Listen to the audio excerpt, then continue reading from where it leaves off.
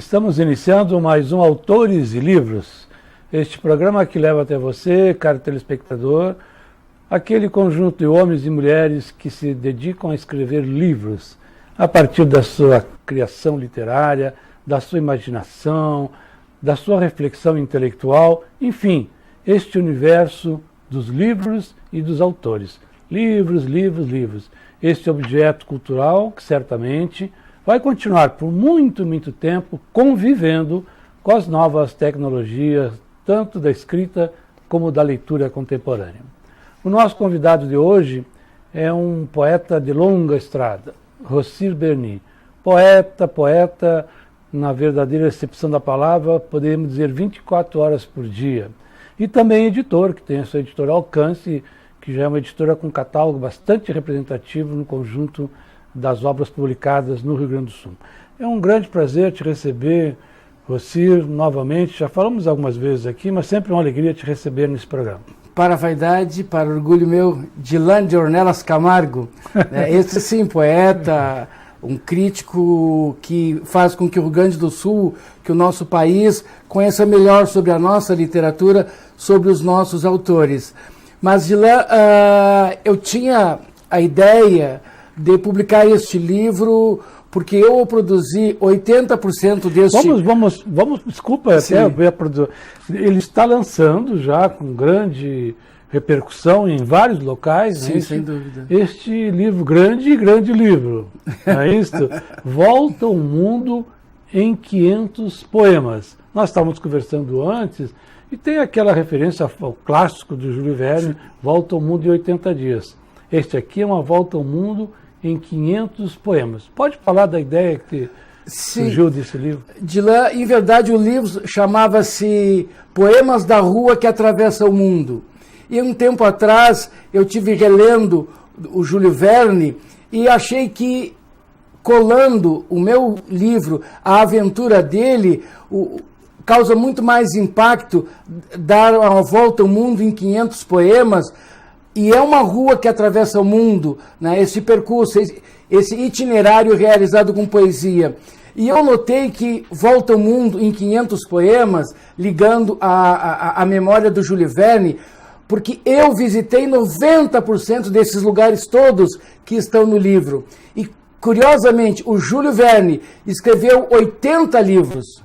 E em nenhum livro ele saiu de casa para escrever. E ele chama Volta ao Mundo em 80 Dias, ele não saiu de casa. Por quê? Porque ele, quando menino, com 11 anos, ele fugiu de casa para ser gourmet e para ser marinheiro. Os pais dele o descobriram, deram uma bela de uma surra e trouxeram para casa de volta. Ele ficou muito constrangido e jurou nunca mais sair de casa para escrever nada. Então, essas obras-primas ele escreveu da imaginação dele.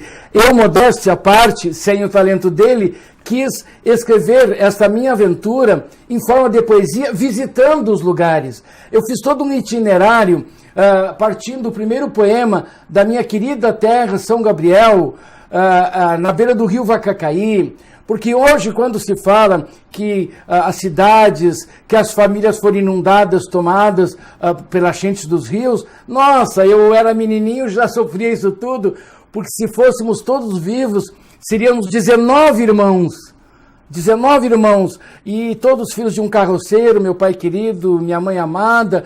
Então, tínhamos essa precariedade financeira de ter que morar ribeirinho ao rio Vacacaí. Então, o primeiro poema é para a minha cidade, é naquele rio que, ao mesmo tempo que nos dava o alimento, ele nos escorraçava de casa nas madrugadas de enchentes repetidas.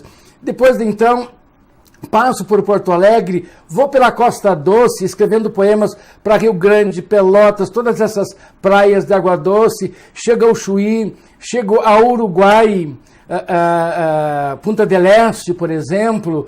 Chego à Argentina, chego ao Paraguai.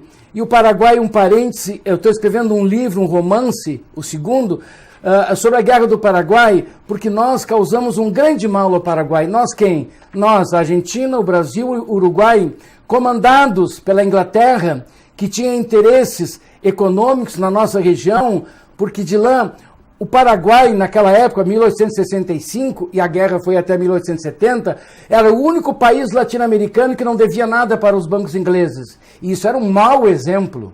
E, além do mais, a agricultura guarani conseguia tirar 2 safras de vegetais Sim. por ano. O que somente hoje se consegue realizar. Então era tudo muito avançado, mas o avanço, o progresso, eles emprestavam dinheiro naquela época para a antiga Rússia, antes de ser União Soviética. Então foi um mau exemplo. Dali eu vou para o Chile.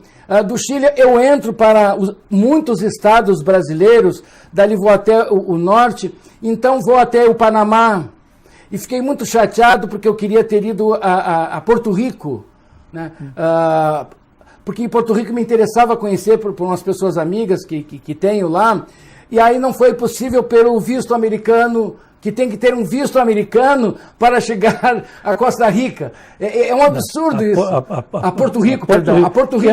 Mas que é considerado território americano. Que é uma barbaridade para nós gaúchos, é uma coisa inaceitável, né? Inaceitável. Bem, dali fiquei 30 dias em Cuba.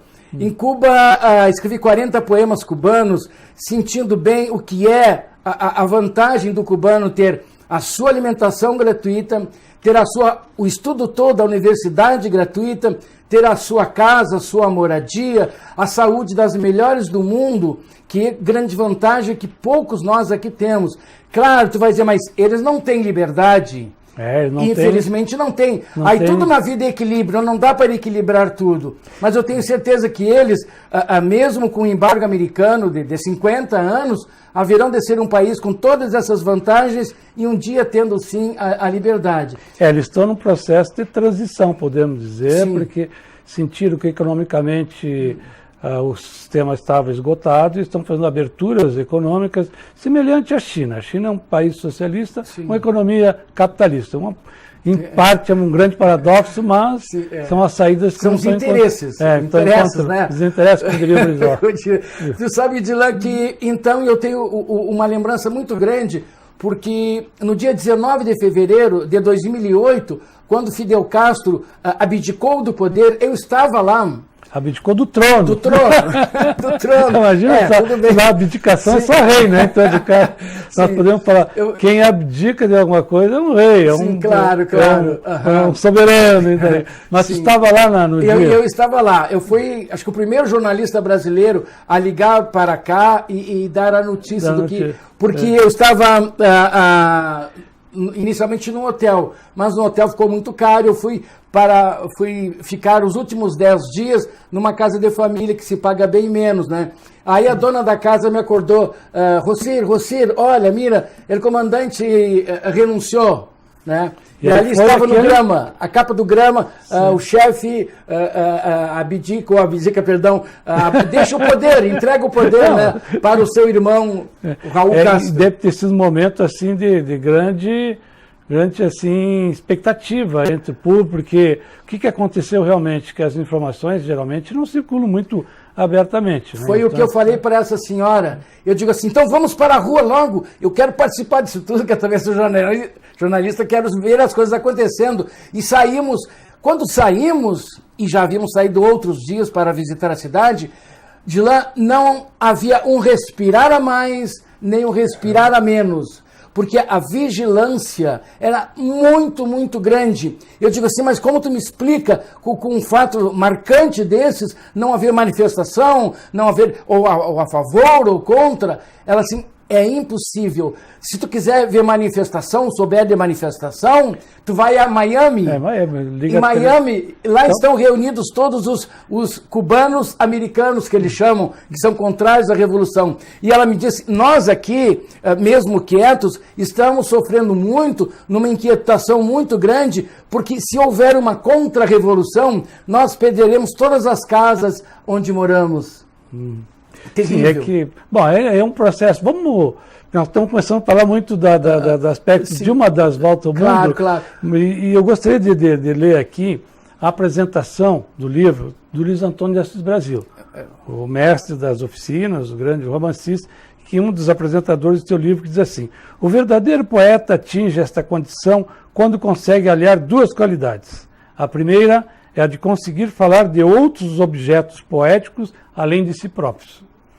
A segunda é a de saber construir o verso em linguagem adequada ao conteúdo que deseja passar ao leitor. Em Rossir Berni, vejo alcançado estas condições essenciais. Por isso não hesito em proclamá-lo um autêntico poeta, senhor de seu ofício. Luiz Antônio deste Brasil. Aí vai também uma apresentação de um Sérgio Gonzaga, tem uma outra já, uma observação do próprio Ledo Ivo, grande poeta sobre a tua poesia, inclusive e a do Mário Quintana, do teu livro de 1976, né? Homem Autômato. Homem Autômato. A poesia ilumina as coisas, mesmo quando usa óculos pretos. Como naquele teu belo poema, Homem Autômato. Aquela sutileza e aquela criatividade. Do Mário, né? Do Mário, né? E o fato do Mário ter escrito o prefácio do meu primeiro livro, para mim foi marcante, porque naquela época havia o regime militar muito intenso. Né?